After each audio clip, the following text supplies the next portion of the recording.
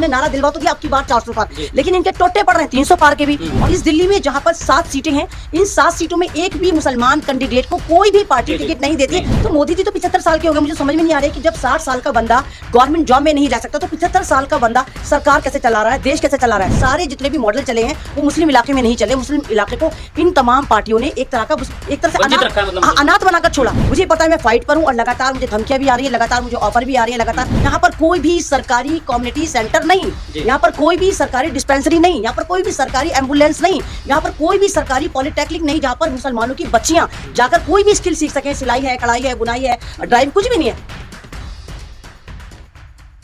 आदाब दोस्तों, मैं आपके साथ जफर सिद्दीकी, आप देख रहे हैं टाइम्स एक्सप्रेस। जिस तरीके से लोकसभा चुनाव के आज 5वें चरण के चुनाव है और लगातार जो है लोकसभा चुनाव में तमाम पार्टियां दाल ठोक रही है कि इस बार हम सरकार बना रहे हैं। भाजपा ये कह रही है कि अब की बार 400 पार और इंडिया अलायंस ये कह रही है कि इस बार हम सत्ता में आ रहे हैं। वहीं आज़ाद समाज पार्टी से चुनाव लड़ रही है अमन रिजवी जी। क्या कुछ मुद्दे हैं आपके और किन मुद्दों को लेकर आप फील्ड में?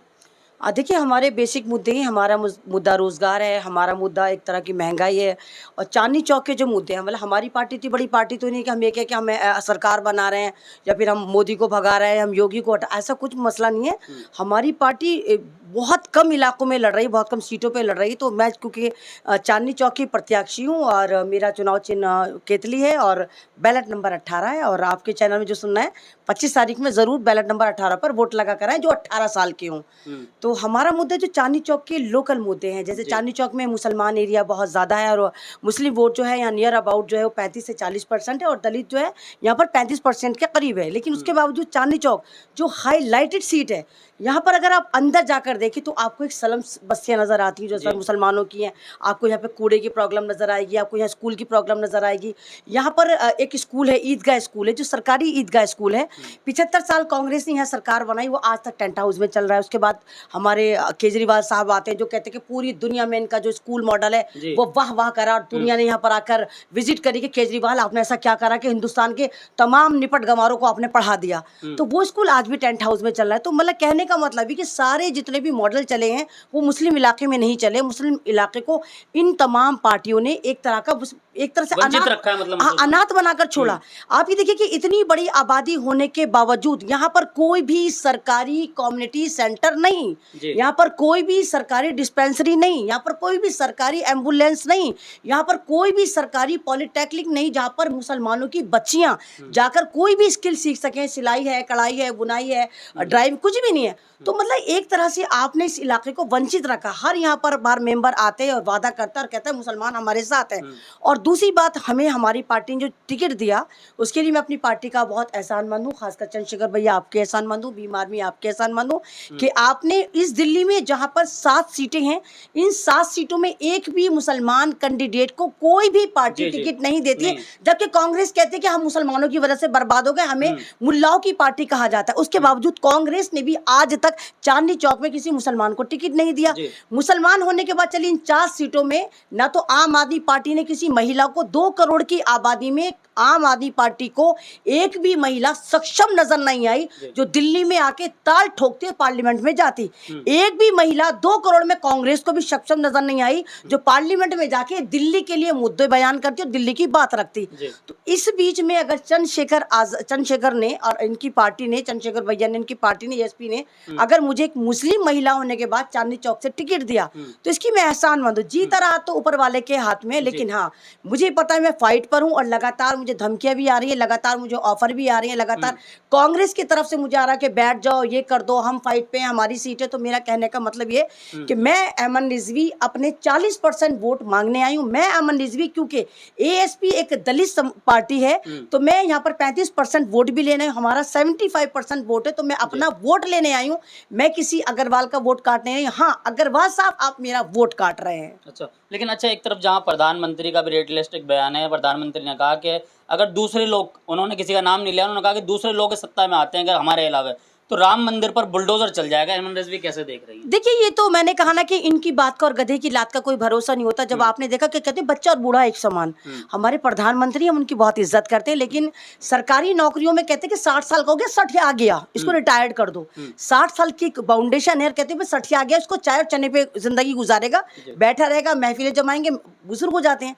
तो मोदी जी तो 75 साल के हो गए। मुझे समझ में नहीं आ रहा है कि जब 60 साल का बंदा गवर्नमेंट जॉब में नहीं रह सकता, तो 75 साल का बंदा सरकार कैसे चला रहा है, देश कैसे चला रहा है? तो हमारे प्रधानमंत्री को तो यही नहीं पता कहाँ पर किस तरह कैसी बात बोलनी चाहिए थी। कभी तो वो कहते हैं मुसलमान घुसपैठी हैं, कभी वो कहते हैं मुसलमान बच्चा पैदा करने की मशीन है, कभी वो कहते हैं कि मुसलमान मंगलसूत्र लेकर भाग जाएगा। मंगलसूत्र ना हो गया, कोई धागा हो गया, कोई लेकर भाग जाएगा। और बेचारे पंडित जो इतनी मेहनत करके सारे तंत्रु मंत्रु करके हमें फेरे लगवाते हैं और 7 जन्म जन्म का रिश्ता करते हैं, तो ये कहते हैं कि हिंदुओं की बीवी मुसलमान लेकर भाग जाएगा। तो मोदी जी को खुद नहीं पता। और अभी परसों का मोदी जी का स्टेटमेंट, मोदी जी कह रहे अब्बास हमारे भाई थे, हम ताजियों के नीचे से निकलते थे, हमारे घर खाना आता था। नहीं, ये कह रहे थे ईद के दिन हमारा खाना नहीं बनता था, मुसलमानों के यहाँ से सवैयां आती थी, हम खाते थे। तो मोदी जी का स्टेटमेंट वो बौखलाहट के शिकार है। मोदी जी को खुद समझ में नहीं आ रहा कि उनको क्या बोलना चाहिए, क्योंकि बीजेपी में 3 फाड़ हो चुके। एक ग्रुप चला गया है योगी जी के साथ, एक ग्रुप खड़ा हुआ है आरएसएस के साथ, और एक ग्रुप बीजेपी यानी इन दो के साथ खड़ा हुआ है। ये जो हमारे दो है, मोदी जी और अमित शाह के साथ। तो ये बौखलाहट की शिकार, इन्होंने नारा दिलवा तो दिया अब की बार 400 पार, लेकिन इनके टोटे पड़ रहे हैं 300 पार के भी। और कुछ लोग तो बल्कि गठबंधन तो कह रहे 200 पार भी कर दें। तो ये बौखलाहट में उल्टे सीधे स्टेटमेंट दे रहे हैं। और मैंने हजार बार आपके चैनल पे भी ये कहा कि भारत का मुसलमान तड़के की मानंद है।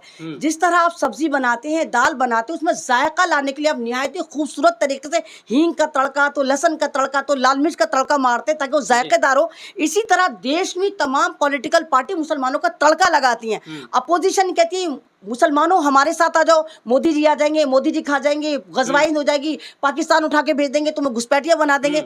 उधर दूसरी तरफ मोदी जी कहते हैं मुसलमान मंगलसूत्र लेके भाग जाएगा, मुसलमान तुम्हें मार देगा, मुसलमान बच्चा पैदा करता रहेगा, मुसलमान बच्चा पैदा करने की मशीन है। गरज ये तमाम पार्टियों को, पूरे हिंदुस्तान को जो डर है वो मुसलमानों से, क्योंकि मुसलमान ही एक वाहिद भारत में कौम है जो वफादार है और हमेशा वफादारी उसने दिखाई है देश के प्रति। आप ये कह रहे हैं कि मतलब प्रधानमंत्री जो वो उम्र के हिसाब से 60 आ गए, लेकिन प्रधानमंत्री ने एक सभा को संबोधित करते हुए कहा कि मेरे 70 साल के बुजुर्गों में आपका बेटा। नहीं, तो 70 साल के बुजुर्गों में आपका बेटा, 75 साल का बेटा जो है वो 70 साल के बाप कैसा हो सकता है? बोले ये तो खुद आपका दिवालिया, एक तरह का दिमागी दिवालियापन का निशानी है। मतलब मोदी जी का जो बाप है वो 5 साल बाद पैदा हुआ, मोदी जी के बाद। मतलब 75 साल का बेटा और 70 साल का बाप। तो इसमें 70-75 में खुद देखो कि मोदी जी को खुद नहीं पता कि मेरा बाप 70 साल का कैसे हो सकता है, जबकि मैं 75 साल का हूँ। तो आप तो खुद ही कह रहे हैं कि मोदी जी जो है दिवालिया, दिमागी तौर पर दिवालिया हो सकते हैं। योगी आदित्यनाथ ने एक सभा को संबोधित करते हुए ये कहा कि अगर इस बार प्रधानमंत्री नरेंद्र मोदी के सर पर पीएम का ताज बनता है तो हम 6 महीने के अंदर जो है पाकिस्तान जो है वो हिंदुस्तान का हिस्सा होगा। नहीं, बहुत अच्छी बात है। मुझे तो लग रहा है कि सरकार हो सकता है कि बीजेपी की आ रही, हम भी देखेंगे कि हम चाहेंगे कि जो पाकिस्तान में हिंदुस्तान के भाई बहन रह गए, हम चाहते हैं कि पाकिस्तान को हिंदुस्तान में लाकर मिलाया जाए ताकि इस कुनबे को बढ़ाया जाए, ताकि वो रोज रोज की टेंशन है पाकिस्तान ने ये कर दिया, पाकिस्तान महंगाई का जिम्मेदार, पाकिस्तान ने हमारे बादलों का हमला कर दिया, पाकिस्तान ने टिड्डी दल का हमला कर दिया। तो हम चाहते हैं कि जो टुकड़ा गलती से दे दिया गया, नेहरू की गलती से दे दिया गया, वो गलती को मोदी जी सुधारें और पाकिस्तान को हिंदुस्तान में लाकर मिलाएं। हम भी देखेंगे और हम चाहते हैं कि वो तमाम रिश्तेदार हिंदुस्तान में अपने उन रिश्तेदारों से मिले जो 75 साल से जुदा हैं।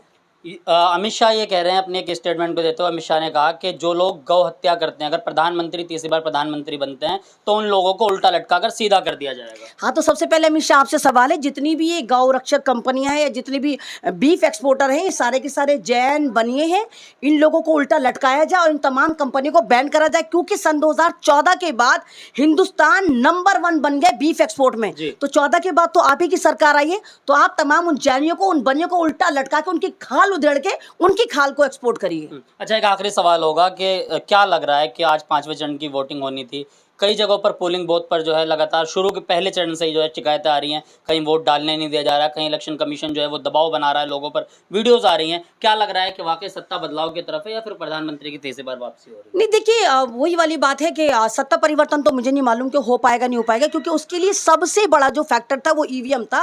और ईवीएम था, अगर ईवीएम में वीवीपैट को सुप्रीम कोर्ट अलाउ कर देता कि वीवीपैट इसमें रखा जाता और वीवीपैट की पर्ची, वो बंदा जो वोट डालने जा रहा है उसको पूरा कंफर्म हो गया, हाँ मैंने हाथ को डाला, हाँ मैं हेमंत रिजवी को डाल कर आया, हाँ मैं केतली को दबा कर आया, और वो स्लिप निकालता है केतली की और वहीं पर एक पेटी रखी, वो उसको पेटी पेटी में डाल देता। यानी कि पुष्टि हाँ, होती है उसकी। पुष्टि होती है और फिर उन पर्चियों को भी काउंट करा जाता, उस मशीन से टैली करा जाता। तो हम मानते हैं कि हाँ बाकी इस बार इलेक्शन जो है बिल्कुल ट्रांसपेरेंसी के साथ करा गया तो निष्पक्ष चुनाव हाँ, नहीं हो रहा। नहीं हो रहा। सुप्रीम कोर्ट ने तो कह दिया हम जो हड़प्पा के जमाने में नहीं जा रहे, हम मोहन जुदाड़ो के जमाने में नहीं जा रहे, हम जो बैलेट पेपर पे नहीं कर सकते। तो ये अगर वीवीपैट से इलेक्शन होता तो शायद हर एक को संतुष्टि होती। अब अगर बेईमानी भी ना हो तो इंसान तो कह देता हाँ भाई ईवीएम में घोटाला हुआ है। मतलब एक डर एक खौफ पैदा हो गया ना, क्योंकि सन 2014 से सब देखते चले आ रहे हैं। हमने भी देखा यूपी में किस तरह स्ट्रांग रूम लोटे गए थे, किस तरह मशीनें ले लेके भाग रहे थे, किस तरह ईवीएमओ का घोटाला हो रहा था। आप खुद देखिए कि मेरे ख्याल से 20 लाख से ज्यादा ईवीएम है, 24 लाख से ज्यादा ईवीएम है और मात्र 20,000 यूज होती हैं। तो उन ईवीएम का क्या होता है? तो जाहिर सी बात है जनता और अपोजिशन तो एक तरह से खौफ के साए में है कि कुछ भी हो सकता है। जिसके पास सरकार होती है वो घोटाले करती ही करती है। चलिए बहुत बहुत शुक्रिया, हमारे साथ अमन रिजवी थी, तमाम सवालों का जवाब दिया। अमन रिजवी ने कहा कि वाकई निष्पक्ष चुनाव नहीं हो रहे क्योंकि लगातार सुप्रीम कोर्ट के एडवोकेटों तक तमाम लोग जो है जो ईवीएम के खिलाफ अपना आंदोलन कर रहे थे, कहीं ना कहीं वो आंदोलन जो है किसी तरीके से कामयाब नहीं हो पाया। इलेक्शन के क्या नतीजे आएंगे, यानी कि 5 तारीख को जब चुनाव के रिजल्ट आएंगे, किसके सर पर होगा इस बार पीएम का ताज और कौन करेगा देश पर राज। आप इनकी बातों से कितना सहमत, अपना जरूर दे। देखते रहिए टाइम्स एक्सप्रेस।